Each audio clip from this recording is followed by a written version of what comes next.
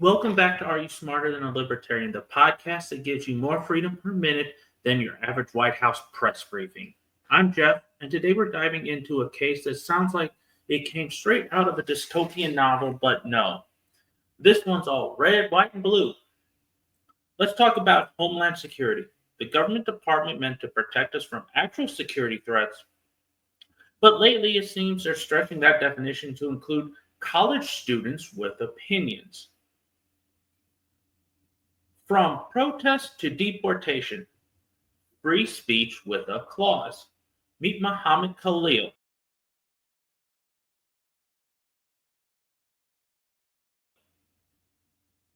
Mahmoud Khalil, a Palestinian grad student at Columbia University in March 2025. He was detained by ICE, that's Immigration and Customs Enforcement, for participating in campus protests against the war in Gaza. He wasn't carrying weapons. He wasn't inciting violence. There were no criminal charges filed. She may be asking, why is this a story? Well, this is what happens. Officials claimed his protest activities aligned with Hamas rhetoric. They didn't say he was a member of Hamas or that he provided them support or that he coordinated with them in any way. They simply claimed his speech was politically aligned with a foreign terrorist group. And because Khalil is a lawful permanent resident, not a U.S. citizen, DHS moved to revoke his green card and initiate deportation proceedings. It was actually the State Department. The second part, speech crimes, now hiring thought inspectors.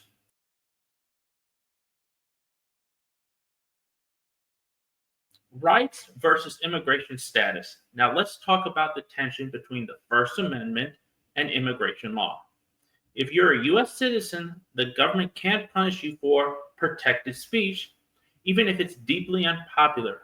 But if you're a non-citizen, especially someone on a visa or a green card, your residency can be challenged if the government deems you a national security concern. There's that nebulous term, national security concern. And concern isn't clearly defined as a legal standard.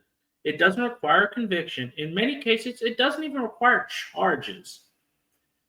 That creates a situation where non-citizens' right to protest and speak freely are functionally limited, even if they're legally allowed to speak under the Constitution. And that's not a conspiracy theory, it's an ongoing debate in constitutional law.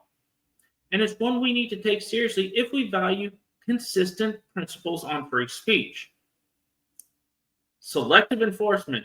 Visa expired right after she protested.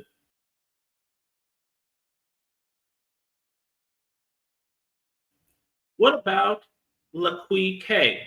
Now, Khalil's not the only one. Another student, Laqui K, was also detained. DHS claimed her student visa had expired, which may be true, but her detention occurred just days after she appeared at a campus protest, raising concerns about selective enforcement. And here's her logic. If the law is being applied unevenly or only against people expressing unpopular views, then even a valid immigration charge can become a tool for retaliation. That's what civil liberties groups like the ACLU, I don't like a lot of what they stand for, the National Immigration Project, are warning about. They argue that using immigration law to target protesters without evidence of criminal conduct sets a dangerous precedent. And they're not alone. Federal judges, even though they're on the left, have already blocked deportations of student protests from Tufts and Georgetown, ruling that the government rationale didn't hold up under legal scrutiny, which that's still being debated. This isn't just about one or two cases. It's about whether our laws are being used to suppress dissent under the guise of national security.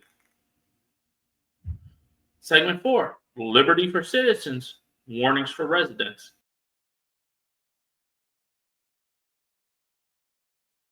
Let's be precise. To be clear, the U.S. has a right to enforce immigration law. Every sovereign country does. But that enforcement must be consistent, transparent, and based on objective criteria, not political opinion or association or emotions that haven't been proven to involve criminal activity. Khalil wasn't charged with aiding a terrorist group. He wasn't accused of planning violence. He simply expressed political views that the government interpreted as being too similar to Hamas rhetoric. But similarity of language or political expression is not evidence of affiliation or intent. That's a crucial distinction in both law and logic. And while DHS has the authority to review green card holders' conduct using subjective interpretations of speech as the basis for action, introduces massive potential for abuse. Now you might be saying, Jeff, does this matter? Now some people might say, well, they're not citizens. They don't have the same rights. That's legally debatable and, to be honest, ethically flawed. The principle of equal protection under law isn't reserved for citizens alone. If we believe in liberty as a foundational value of this country, then the right to speak, especially against government actions, has to apply consistently, regardless of where someone was born. Otherwise, we're creating a two-tiered system, one where citizens can protest without fear, and another where non-citizens must self-censor or risk deportation, not for breaking laws, but for crossing a political invisible line. And that's not a slippery slope argument. It's a real observable shift in enforcement strategy. And even if you think it'll never affect you, remember, legal precedents set today become the tool of tomorrow's government. Now, let's keep this very, very simple. If the government can punish speech without due process, we're not protecting national security. We're eroding civil liberties. And those two there's always a trade-off. You can't have more security and more liberties. It doesn't work that way. They're mutually exclusive. Khalil's case is about more than immigration status. It's a test of whether the U.S. can uphold its own constitutional value when it's politically inconvenient. If we only defend free speech when it's popular, we're not defending free speech at all. We're defending permission-based expression. Now, in the next episode, we're hitting the streets.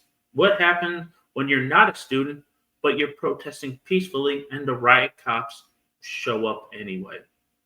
We'll talk curfews, kettling, and what counts as unlawful assembly when the only weapon you're carrying is a Sharpie sign. You've been listening to Are You Smarter Than a Libertarian? Thank you very much for watching. Please like, comment, subscribe, and share. My podcast can be found on Apple Podcasts, Spotify, and iHeartRadio Podcasts. New videos drop every day.